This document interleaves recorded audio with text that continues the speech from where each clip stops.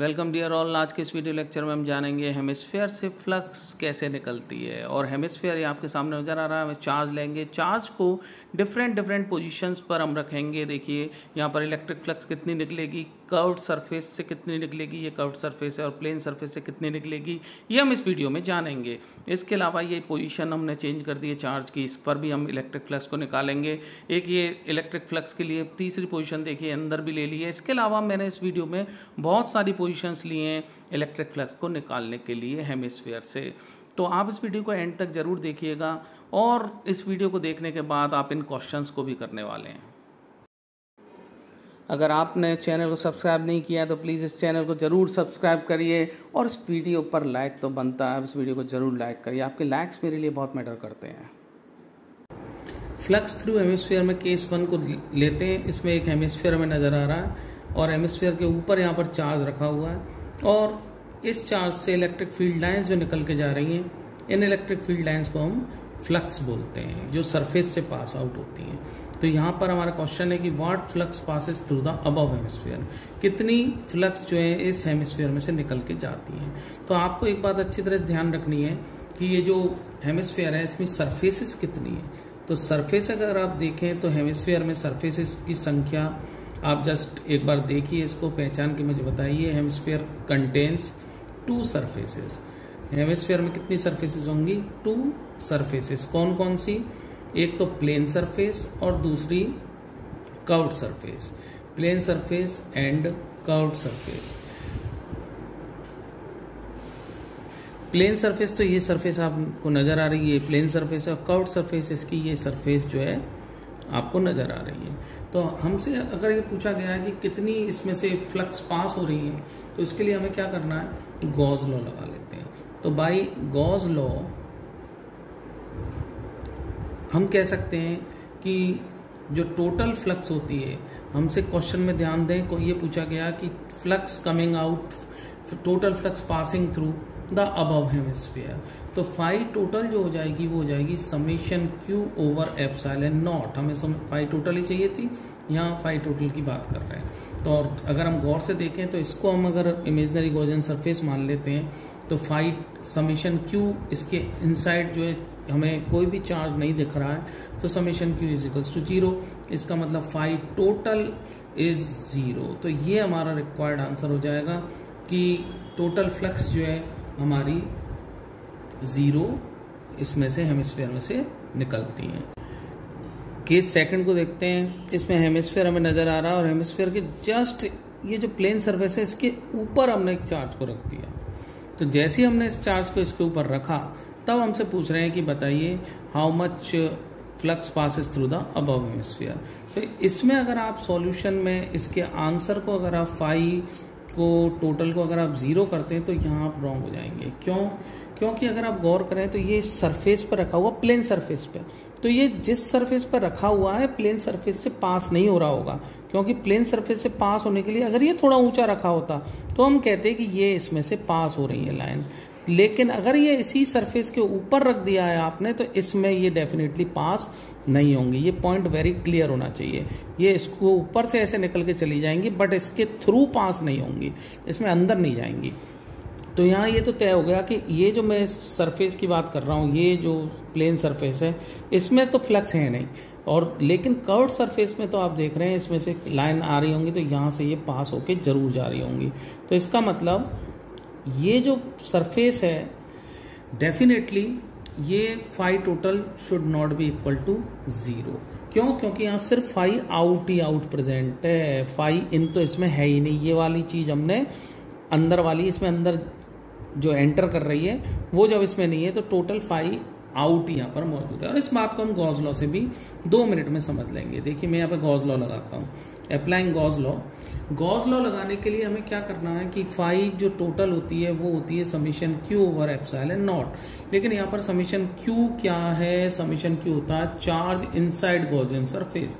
तो इसको अगर हम पूरी हेमिस्फीयर को अगर हम गॉसियन सरफेस माने, तो हम पाएंगे इसमें चार्ज अंदर नहीं है, चार्ज जो है इसकी सरफेस पर है। तो ऐसा अगर टिपिकल सिचुएशन मिल रही है तो हमें चार्ज को अंदर लाना है, और अंदर भी कहाँ लाना है, ध्यान से सुन लीजिए, चार्ज को अंदर हमें सेंटर पर लाना है। तो हमारी जो हम गॉसियन सरफेस इमेजिन करेंगे, गॉसियन सरफेस की कैरेक्टरिस्टिक क्या होनी चाहिए कि चार्ज जो भी हमने माना हुआ है, charge must come in the centre, charge must come eight the centre. ये हमारी स्पेशल, वेरी स्पेशल पॉइंट है। तो इसके लिए हमें क्या करना है, सिमेट्रिकल गॉसियन सरफेस ही यूज करनी है, सिमेट्रिकल ही गॉसियन सरफेस हम बना सकते हैं। कहने का मतलब मैं ये कहना चाह रहा था कि अगर ये स्फीयर है तो हम यहाँ पर ऐसी गॉसियन सरफेस नहीं बना सकते कि पिरामिडिकल बना लें, नहीं, ये हेमिस्फीयर है तो हम इसके ऊपर हेमिस्फीयर ही गॉसियन सरफेस अज्यूम कर लेते हैं। तो जैसे ही हम इसको हेमिस्फीयर गॉसियन सरफेस अज्यूम करते हैं तो आप देखो, अब डेफिनेटली ये चार्ज जो है बिल्कुल सेंटर में आ गया, तो ये इसमें से भी फ्लक्स इतनी ही निकल रही होंगी। तो गौर से आप देखें, जितनी फ्लक्स नीचे जा रही है उतनी फ्लक्स ऊपर भी इसमें निकल के जा रही हैं। तो यहाँ अगर हम अब गॉस लॉ लगाते हैं तो फाई टोटल कितना हो जाएगा, फाई टोटल हो जाएगा Q अपॉन एप्सिलॉन नॉट। लेकिन यहाँ ठहरिए, फाई टोटल किसके लिए, क्या हेमिस्फीयर के लिए? नहीं, ये फाई टोटल अब किसके लिए हो गया, पूरे स्फीयर के लिए हो चुका है। ये पूरे स्फीयर से कितनी निकल के जा रही है, Q अपॉन एप्सिलॉन नॉट, क्योंकि अब चार्ज पूरे स्फीयर के अंदर आ गया है। तो इसका मतलब हेमिस्फीयर के लिए जो हमारा जो पहला फिगर जो हम देख रहे हैं, हेमिस्फीयर जो हमारा क्वेश्चन में पूछा गया, हेमिस्फीयर से फ्लक्स जो पास हो रही होंगी वो हो रही होंगी फ्लक्स पासिंग फ्रॉम हेमिस्फीयर, वो हो रही होंगी Q अपॉन 2 एप्सिलॉन नॉट, यानी कि स्फीयर का हाफ। और यहाँ सिमेट्री से आप देख रहे हैं जितनी नीचे निकल के जा रही हैं उतनी ऊपर जा रही हैं। इसका मतलब टोटल तो Q अपॉन 2 एप्सिलॉन नॉट है, तो ये अंदर की तरफ इसमें कितनी निकल के जा रही होंगी, नीचे की तरफ Q अपॉन 2 एप्सिलॉन नॉट, क्योंकि टोटल कितनी है, Q अपॉन एप्सिलॉन नॉट है। जब टोटल स्फीयर के लिए Q अपॉन एप्सिलॉन नॉट है तो हेमिस्फीयर के लिए Q upon 2 epsilon not will be our required answer. अब केस थर्ड को देखते हैं। इसमें हमें अगेन एक हेमिस्फीयर नजर आ रहा है और हेमिस्फीयर में हमारे लिए जो चार्ज अब की बार यहाँ रख दिया गया है, ये इनसाइड इसके यहाँ पर हमारे चार्ज को रख दिया गया है। अब हमसे पूछ रहे हैं कि what flux passes through the above hemisphere. तो आप इसके सॉल्यूशन में क्या करने वाले हैं, क्या फाई टोटल आप 0 रखने वाले हैं, या फाई टोटल जो फाई नेट है क्या आप उसको Q अपॉन 2 एप्सिलॉन नॉट रखने वाले हैं, क्या सोचते हैं आप?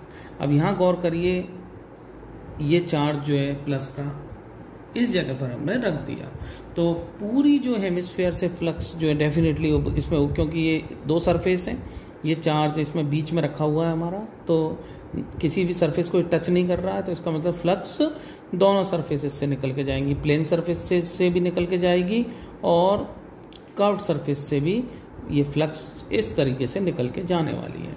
तो ऐसी स्थिति में अगर हम गॉस लॉ लगाते हैं तो गॉस लॉ कहता है कि जो फ्लक्स टोटल है, फाई टोटल है, वो summation Q over epsilon not होने वाला है ना।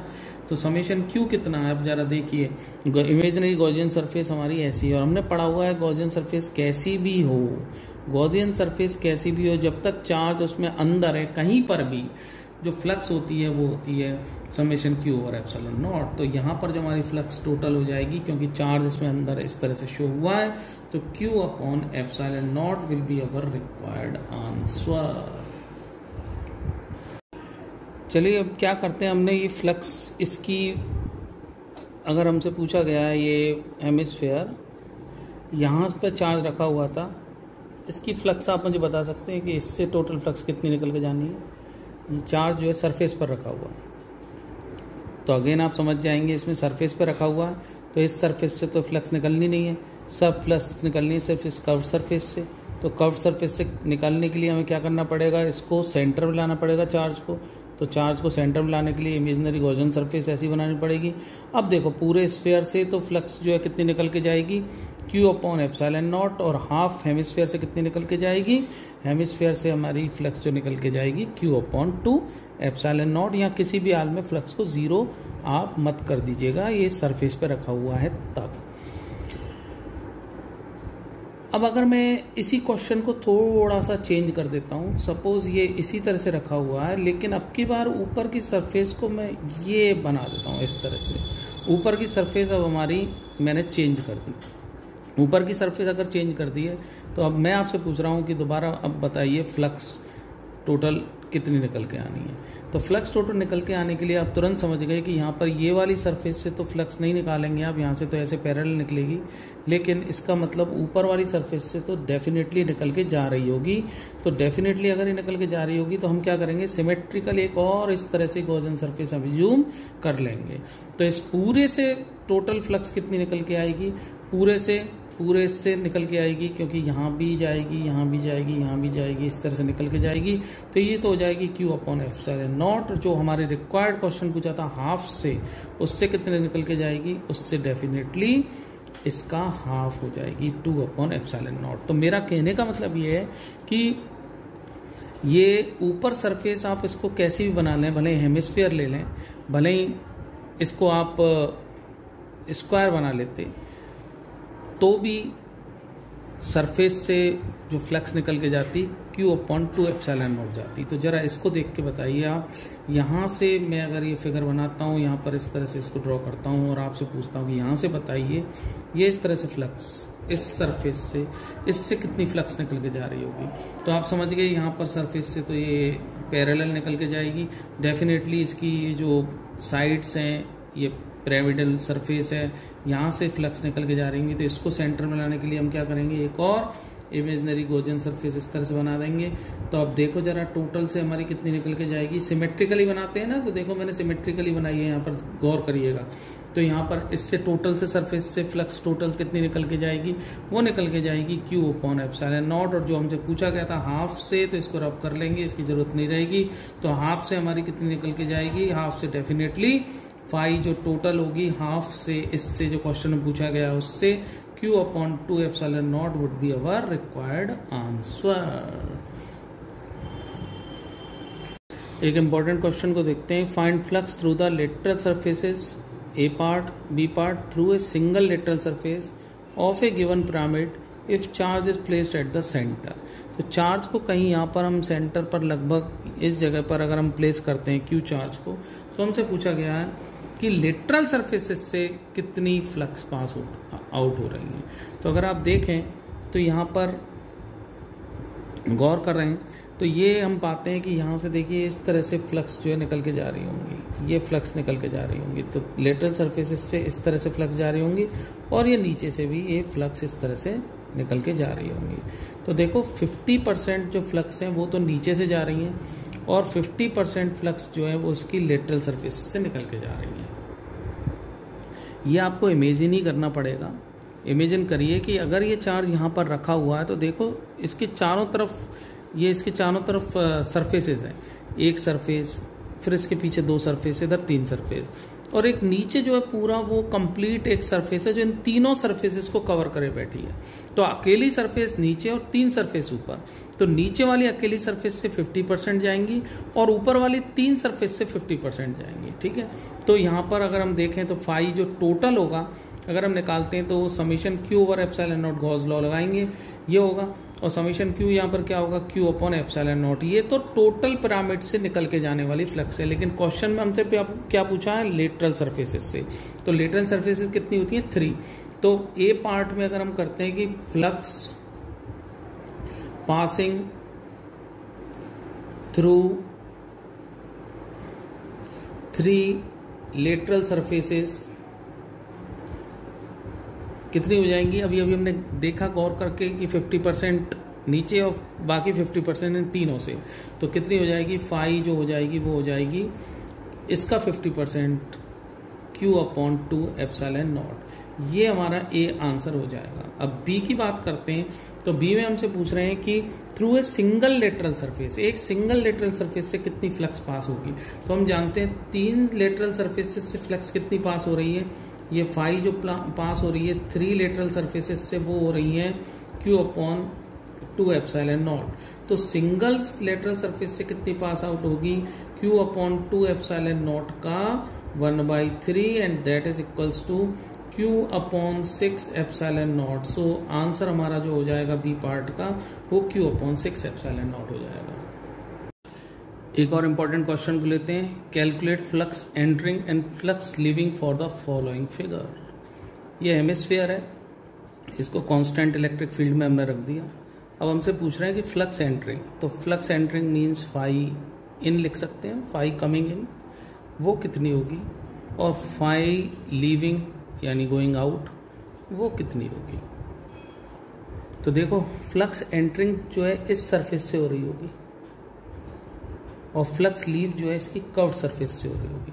तो फ्लक्स इन के लिए प्लेन सरफेस हम यूज़ करेंगे और फ्लक्स लीविंग के लिए हम कर्व्ड सरफेस यूज़ करेंगे। तो फ्लक्स फाई इन निकालने के लिए हमें क्या करना पड़ेगा, हम अच्छी तरह जानते हैं फाई जो होता है in is equals to E into A होता है और साथ में एंगल भी होता है कॉस थीटा। यहाँ एंगल की अगर हम बात करें तो इस जगह पर एंगल जो है ए और ई के बीच में 180 फॉर्म होता है। ए हमेशा मैं पहले बता चुका हूँ हमें आउटसाइड लेना है, फिगर से बाहर जाना चाहिए ए वेक्टर। तो ये ई इंटू ए कॉस ऑफ 180 हो जाएगा और इसका मतलब फाई इन हो जाएगी हमारी ई इंटू ए। इसका एरिया हमें क्या नज़र आ रहा है, पाई आर स्क्वायर, अगर आर इसकी रेडियस है तो minus P E pi are square जो फाई इन होगा। अब फाई आउट की बात करते हैं तो फाई आउट के लिए डेफिनेटली फाई आउट कितना होगा उसको निकालने के लिए इसके लिए हम ई ए, अब इस सरफेस का एरिया हम यहाँ पे लेंगे, ये सरफेस का एरिया ए वेक्टर इधर आएगा तो इसमें हम ई ए कॉस एंगल दोनों के बीच में ई और ए के बीच में एंगल कितना हो जाएगा 0, तो यहाँ हो जाएगा ई ए। अब यहाँ पे ए कितना लिखना है सवाल ये है, अगर ए को हम इसका कर्व्ड सरफेस का एरिया मैं अगर 2 पाई आर स्क्वायर लिख देता हूँ तो इस क्वेश्चन में नेट फ्लक्स 0 नहीं रहेगी, क्योंकि हम पहले से जानते हैं कि इस क्वेश्चन में नेट फ्लक्स जो है फाई टोटल 0 है। कैसे है 0, यहाँ हम गॉस लॉ लगाएंगे, गॉस लॉ लगाते हुए हम लगाएंगे summation Q over epsilon naught, और इसमें क्योंकि कोई अंदर चार्ज नहीं है इसका मतलब समेशन क्यू कितना है इसका 0 है। तो समेशन क्यू 0 है तो इसका मतलब फाई टोटल भी यहाँ पर 0 आना चाहिए। तो फाई टोटल 0 आने के लिए हमें जो एरिया इसका लेना है वो कितना लेना है, पाई आर स्क्वायर, इसमें एरिया को हमें यूज करना है। तो अब देखो जरा फाई इन और फाई आउट को जैसे ही हम सम करते हैं तो हमारा जो आंसर आता है वो 0 ही आता है, क्योंकि E minus pi are square plus E pi are square दोनों को ऐड करने पर आंसर हमारा फाई टोटल 0 आता है। इसका मतलब फाई इन जो हमारी होगी वो होगी minus E pi are square और फाई आउट होगी वो हमारी होगी प्लस का E pi are square. So these are our required answers to this problem. अब इस डायग्राम को हम थोड़ा सा चेंज कर दें, इस डायग्राम को मैं ऐसे लिटा देता हूँ, इस तरह से कर देता हूँ और अब इसमें इलेक्ट्रिक फील्ड लाइंस ऐसे पास करता हूँ। अब देखो जरा इसमें फाई इन और फाई आउट कैसे कैलकुलेट करेंगे दिस, और ये फिगर अब हम मिटा देते हैं, इस फिगर का कोई यूज़ नहीं है। अगर ऐसी फिगर दी हुई है तो हमें फाई इन और फाई आउट निकालना है। तो फाई इन और फाई आउट इसके लिए कैसे निकालें, देखो फाई इन जो है ध्यान करो इस सरफेस से आ रही है, ये वाली सरफेस, ठीक है, और फाई आउट जो है इस सरफेस से जा रही है, यही बात है ना। यहाँ प्लेन सरफेस का कोई रोल नहीं है, प्लेन सरफेस पर कोई फ्लक्स नहीं आ रही है, फ्लक्स एंटर कर रही है इस सरफेस से और फ्लक्स लीव कर रही है इस सरफेस से। तो देखो फाई इन जो होगी उसके लिए हम क्या यूज़ करेंगे, फाई इन जो है ई इंटू ए यूज़ करने वाले हैं और ई इंटू ए और एरिया वेक्टर, क्योंकि इसका आउटसाइड ही होता है एरिया वेक्टर, तो एरिया वेक्टर आउटसाइड होने की वजह से यहाँ पर cos 180 हम इसका यूज़ करेंगे। तो इन दोनों के बीच में ई और ए के बीच में एंगल 180 फॉर्म होता है।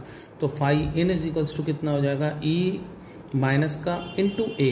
अब यहाँ पे एरिया कितना लेना है, अगर हम इसको साइड से देखते हैं, इसको यहाँ से देखने पर जो हमें एरिया नज़र आ रहा होगा वो लगभग ऐसा नज़र आ रहा होगा, इस तरह का एरिया नज़र आ रहा होगा। ये आपको इमेजिन ही करना पड़ेगा, साइड से इस तरह का एरिया नज़र आ रहा होगा। तो इसका मतलब यहाँ पर एरिया कितना हो जाएगा, ए हो जाएगा यहाँ पर हमारा पाई आर स्क्वायर अपॉन 2। तो यहाँ जैसे रखेंगे तो minus E into pi are square divided by 2, तो ये तो हमारी हो जाएगी फाई इन। और फाई आउट की अगर हम बात करते हैं तो फाई आउट के लिए हमें क्या करना पड़ेगा, या फाई लिविंग की बात करते हैं तो वहाँ भी हम लगाएंगे ई ए और कॉस लगाएंगे, साथ में एंगल लगाएंगे थीटा, और यहाँ पर देखें एरिया वेक्टर एरिया वेक्टर इस जगह पे ड्रॉ करते हैं तो लगभग इन दोनों के बीच में एंगल कितना बनता है, ई और ए के बीच में 0 एंगल बनता है, तो ये हो जाएगा cos 0, तो ये हो जाएगा E इंटू ए। और अगर इसका एरिया देखते हैं और यहाँ से अगर हम नज़र करते हैं या यहाँ से आप अंदर से इसको नज़र करते हैं तो ये भी आपको इसी तरह सा एरिया फॉर्म होता दिखाई देगा। यहाँ से देख लीजिए या फिर आप अंदर यहाँ से देख लीजिए, ये एरिया जो है इसका इस तरह से होगा, इसका एरिया भी पाई आर स्क्वायर हो जाएगा। तो इस एरिया को मैं कितना लिख दूँ, पाई आर स्क्वायर डिवाइडेड बाई 2, क्योंकि ये हाफ सर्किल हमें बनता हुआ नज़र आ रहा है। तो फ्लक्स जो एंटरिंग होगी वो हो जाएगी दिस मच माइनस का E pi are square upon 2, और फ्लक्स लीविंग हो जाएगी E into pi are square upon 2, और फ्लक्स टोटल अगर हमसे पूछी जाती तो डेफिनेटली वो कितनी हो जाती, 0, जो कि हम गॉस लॉ से भी इसको निकाल सकते थे। अब इसको रब करने के बाद मैं आपके सामने एक और फिगर बना देता हूँ, उसमें फ्लक्स कितनी होगी देखते हैं। कि मैं बना देता हूँ यहाँ पर एक सिलेंड्रिकल सरफेस, ये सिलेंडर हम ले लेते हैं और सिलेंडर को हम एक इलेक्ट्रिक फील्ड में रख देते हैं। This one is electric field, ये electric field uniform electric field में। अब देखते हैं जरा फाई एन कितना होगा। तो फाई एन डेफिनेटली इस सरफेस से निकल के जा रहा होगा, इस सरफेस से निकल के जा रहा होगा, तो इस सरफेस का एरिया वेक्टर होगा इधर, तो ई इंटू ए कॉस ऑफ 180 लगाएंगे आप, और कॉस ऑफ 180 की वैल्यू माइनस का ई इंटू ए करेंगे तो ए इसका हो जाएगा पाई आर स्क्वायर। और इसी प्रकार से फाई आउट अगर हम निकालना चाहते हैं तो फाई आउट हो जाएगा, इसका एरिया वेक्टर आएगा इधर, इन दोनों के बीच में एंगल होगा 0, cos 0 लगाएंगे और ये हो जाएगा ई इंटू ए इसका कितना हो जाएगा, दिस सरफेस का एरिया वेक्टर हो जाएगा पाई आर स्क्वायर। तो फाई एन हमारी होगी इतना और फाई आउट होगी हमारी E into pi are square. अब एक और क्वेश्चन को लिखते हैं, बहुत इंपॉर्टेंट क्वेश्चन है कि calculate flux linked with the surface for the following. ये हेमिस्फीयर हमारे पास में मौजूद है और हमने चार्ज को इस बिल्कुल सरफेस के ऊपर ही बना दिया, ना ये अंदर है ना ये बाहर है। तो इसमें जो फ्लक्स के लिए अगर हम गॉसियन सरफेस में अंदर देखते हैं तो फॉर्मूला लगाते हैं गॉस लॉ कि phi total is equals to summation Q over epsilon naught, और यहाँ समीशन क्यू होता है चार्ज इनसाइड गॉसियन सरफेस। तो इनसाइड गॉसियन सरफेस अंदर कोई भी चार्ज मौजूद नहीं होने से फाई टोटल इससे लिंक कितनी हो जाएगी, 0 हो जाएगी। एक और नेक्स्ट क्वेश्चन को देखते हैं। इस क्वेश्चन में एक चार्ज को यहाँ रखा हुआ है। अब इससे हमसे पूछा जाए फ्लक्स, तो मैं आपको पहले ही बता चुका हूँ ये फ्लक्स कितनी हो जाएगी यहाँ पर, Q ओवर एप्सिलॉन नॉट का हाफ हो जाएगी। ठीक है, इतनी फ्लक्स जो है इससे टोटल निकल के जाती है, हम पहले कर चुके हैं। अब लेकिन क्वेश्चन क्या है कि मैं यहाँ पर इसके जस्ट सामने इस पॉइंट पर यहाँ पर एक चार्ज और रख देता हूँ। अब मुझे बताइए इस ऐसी स्थिति में इस फ्लक्स के ऊपर क्या चेंज आने वाला है, क्या ये फ्लक्स इतनी रहनी है या चेंज हो जाएगी। तो इसको क्वेश्चन को करने के लिए थोड़ा पॉज करिए, वीडियो को ट्राई करिए, मुझे बताइए। तो देखिए मैं इसको सॉल्व कर देता हूँ। इसकी फ्लक्स जो है कैसे निकल रही होंगी, यहाँ से ऐसे ये इस तरह से जा रही होंगी और ये इस तरह से जा रही होंगी दिस वे, और यहाँ पर ये इस तरह से जा रही होंगी, यहाँ पर इस तरह से जा रही होंगी। और इससे जो फील्ड लाइंस जा रही होंगी वो कैसे जा रही होंगी, वो डेफिनेटली ऐसे जा रही होंगी और इसके सामने आ रही होंगी, इस तरह से निकल के जा रही होंगी। तो अब इधर देखो, इधर वाली ये दोनों हम पहले ही फील्ड लाइंस की प्रॉपर्टीज़ के बारे में जानते हैं कि कट नहीं करती हैं। तो ये यहाँ से निकल के कैसे हो जाएंगी, बस ये यहाँ से निकलेंगी और निकल के ये इस तरह से हो जाएंगी। तो ये भी यहाँ से कैसे हो जाएंगी, इस तरह से हो जाएंगी। तो ये फील्ड लाइंस जो है इसको बिल्कुल भी इसमें नुकसान नहीं पहुँचा पाएंगी, इसकी फ्लक्स के ऊपर इसकी फील्ड लाइंस में अंदर एंटर ही नहीं कर पाएंगी। तो इसमें जो ऐसी स्थिति में भी फ्लक्स कितनी हो जाएगी, जो पहले थी Q ओवर 2 एप्सिलॉन नॉट। ये आंसर हमें अच्छी तरह से समझ लेना, बहुत इंपॉर्टेंट क्वेश्चन होता है ये। लेकिन अगर इस चार्ज को मैं यहाँ से हटा दूँ, अब इस चार्ज को सपोज करो मैं इस चार्ज को यहाँ से हटा के थोड़ा सा मूव करा देता हूँ, यहाँ पर मैं इस चार्ज को रख देता हूँ, यहाँ से हटा के यहाँ इस चार्ज को जैसे ही यहाँ पर रखता हूँ, तो अब मुझे बताइए कि क्या इसके ऊपर अब भी क्या ये फाई जो टोटल जो होगा Q ओवर एप्सिलॉन नॉट का आधा इतना ही मिलने वाला है। तो डेफिनेटली आंसर हो जाएगा हमारा नहीं, नो। क्यों? क्योंकि अब की बार क्या होगा कि ये चार्ज यहाँ रखा होने से ये भी फील्ड लाइंस यहाँ पर अंदर एंटर करेंगी, तो ये फील्ड लाइंस एक दूसरे को कैंसिल आउट भी कर सकती हैं। तो कैंसिल आउट करने की वजह से यहाँ पर डेफिनेटली इसमें कुछ ना कुछ कमी आ जाएगी। तो ध्यान रखिएगा, एग्जाम पॉइंट ऑफ व्यू से हमें जब वो फिगर देते हैं तो अगर आपको चार्ज जो है यहाँ पर लगा दिखे तो इसमें कोई भी फ़र्क नहीं आता फ्लक्स पर, लेकिन अगर ये चार्ज को अगर घुमाते हैं सरफेस के ऊपर कहीं भी रख दें, यहाँ कहीं भी इस चार्ज को रख दें, तो डेफिनेटली इसकी फ्लक्स पर चेंज आ जाया करता है। तो ये नोट आप कहीं डाल लीजिए, बहुत इंपॉर्टेंट नोट है। एनसीईआरटी क्वेश्चन नंबर 19 देखते हैं। एक point charge of 2 microcoulomb is at the centre of a cubic Gaussian surface 9 centimetre on edge. एक हम क्यूबिक गॉसियन सरफेस बना लेते हैं, इसकी जो एज है वो दे रखी है 9 सेंटीमीटर, ये 9 सेंटीमीटर है। अब यहाँ इसके सेंटर पर चार्ज रख दिया 2 माइक्रोकूलम्ब का। अब हमसे पूछ रहे हैं कि what is the net electric flux through the surface. Phi total जो है सब सरफेस से कितनी होगी। तो देखो फ्लक्स जो है इस सरफेस से भी निकलेगी, इससे भी निकलेगी, सभी सरफेसेस से इस तरह से फ्लक्स पास आउट होंगी। तो हमसे ये पूछ रहे हैं फाई टोटल कितनी होगी। तो ये क्योंकि क्यूबिक गॉसियन सरफेस है, अब गॉस लॉ में हम जानते हैं गॉसियन सरफेस कैसी भी हो, जब तक चार्ज उसमें अंदर है तो उसमें जो summation Q over epsilon not से फ्लक्स निकलती है, और समेशन क्यू कितना है, charge inside this Gaussian surface वो है 2 माइक्रोकूलम्ब का, 2 × 10⁻⁶ का, और एप्सिलॉन नॉट की वैल्यू तो ऑलवेज 8.854 × 10⁻12 हम रखते हैं। तो जैसे ही इसको सॉल्व करते हैं, यहाँ 10⁻2/8.85 × 10⁻12 ऊपर पहुँच के +12 बचेगा, +12 में से 6 आप डिडक्ट करेंगे तो ये हो जाएगा 2/8.85 × 10⁻6। अब यदि हम इसको डिवाइड लगाते हैं तो ये आता है नियरली 0.226 और × 10⁻6। अगर आंसर को हमें 10⁻5 में देना है तो 10⁻5 में आप मल्टीप्लाई करा दीजिए इसका 10 का, तो ये हमारा जो लगभग आंसर आता है 2.26 × 10⁻5 न्यूटन मीटर स्क्वायर। इसकी मैं थोड़ा सा पास में लिख देता हूँ, × 10⁻5 न्यूटन मीटर स्क्वायर पर coulomb. This much amount of flux is going to be our required answer. आप एक बात और ध्यान रखिए, क्यूब के केसेस बहुत इंपॉर्टेंट केसेस होते हैं। इसमें अभी तो चार्ज सेंटर पर रखा हुआ है, चार्ज को एज पर यहाँ पर रख दिया जाता है कॉर्नर पर, कभी चार्ज को इस जगह पर रख दिया जाता है। तो ये सारे केसेस मैंने एक वीडियो बनाई हुई इलेक्ट्रिक फ्लक्स थ्रू क्यूब, उसमें बहुत सारे केसेस लिए हुए हैं। आप कंपटीशन पॉइंट ऑफ व्यू से as well as board point of view से उस वीडियो को जरूर देखिए और इन सारे क्वेश्चंस को वहाँ करने की कोशिश करिए। क्यूब से रिलेटेड सारे क्वेश्चंस आप उस वीडियो को देखकर कर लेंगे। मैं इसकी लिंक आपको नीचे दे देता हूँ। एनसीईआरटी क्वेश्चन नंबर 20 को देखते हैं कि एक point charge causes an electric flux of this much to pass through a spherical Gaussian surface of 10 centimetre radius centred on the charge. तो देखिए स्फेरिकल सरफेस है, यहाँ पर चार्ज जो है सेंटर पर रखा हुआ है और इसकी रेडियस कितनी दी हुई है, इसकी रेडियस दी हुई है 10 सेंटीमीटर। अब यहाँ से फ्लक्स को आप गौर करें तो फ्लक्स है माइनस में, इसका मतलब इसमें फ्लक्स जो है अंदर एंटर कर रही है। वो फ्लक्स जो एंटर कर रही है उसकी वैल्यू दी हुई है, फाई जो एंटरिंग है वो दे रखी है माइनस का 1 × 10⁻³ न्यूटन मीटर स्क्वायर पर कूलम्ब, इतनी दी हुई है। अब हमसे पूछ रहे हैं कि if the radius of the Gaussian surface were doubled.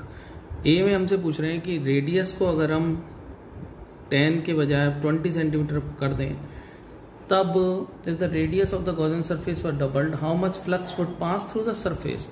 अब कितनी फ्लक्स पास करेगी, तो हम अच्छी तरह से जानते हैं गॉस लॉ ये कहता है कि रेडियस पर कोई फर्क नहीं पड़ता, शेप पर कोई फर्क नहीं पड़ता फ्लक्स का। तो इस केस में भी फ्लक्स जो है -1 × 10⁻³ ही पास आउट होने वाली है। दूसरे पार्ट में हमसे ये पूछ रहे हैं कि what is the value of the point charge. तो पॉइंट चार्ज की वैल्यू कितनी है,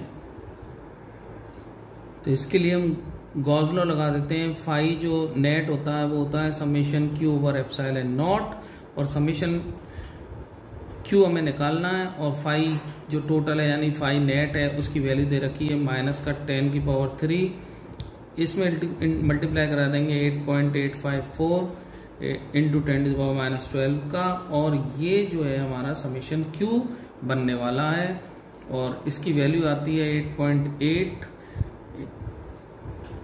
माइनस में इंटू 10⁻⁻9 कुलाम, और इसको हम क्या लिख सकते हैं, इसको हम लिख सकते हैं -8.8 नैनो कुलाम। तो चार्ज कैसा है हमारा, नेगेटिव है, और इसकी वैल्यू लगभग 1.8 नैनो कुलाम है। इस क्वेश्चन में हमें एक हेमिस्फीयर नज़र आ रहा है, और हेमिस्फीयर की जो प्लेन सरफेस है उसके ऊपर एक स्मॉल क्यू चार्ज रखा हुआ प्लस का, जैसा कि हमें फिगर में दिखाई दे रहा है। अब कैपिटल क्यू चार्ज हमारे पास में एक और चार्ज है, जिसको हम, ये 4 पोजीशंस आपको नज़र आ रहे हैं, 4 points A B C D, इन पर हम इनको रख सकते हैं।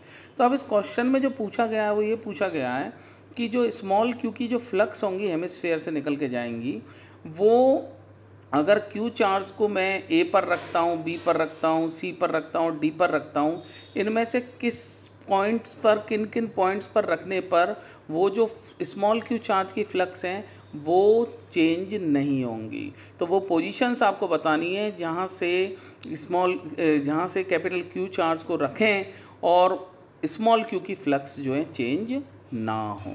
तो आप इस क्वेश्चन को करने की कोशिश करिए और आंसर को पिक करिए और सबमिट करिए अपने आंसर को। देखिए इस क्वेश्चन को आप ध्यान से देखिए, ये AIPMT में आया हुआ क्वेश्चन है। इस क्वेश्चन में एक सिलेंडर आपको नज़र आ रहा है और एक चार्ज इसमें अंदर सेंटर पर हमने रख दिया है, और चार्ज जो रखा गया है वो स्मॉल क्यू का पॉजिटिव चार्ज इसके सेंटर पर रखा है। अब हमसे इस क्वेश्चन में ये कहा जा रहा है कि जो इसकी कर्व्ड सरफेस है, कर्व्ड सरफेस से जो फ्लक्स निकल के जा रही है वो है फाई। तो ये जो सरफेस, इसकी प्लेन सरफेस कितनी है, प्लेन सरफेस है 2। तो क्वेश्चन में पूछा गया कि एक प्लेन सरफेस से कितनी फ्लक्स निकल के आएगी।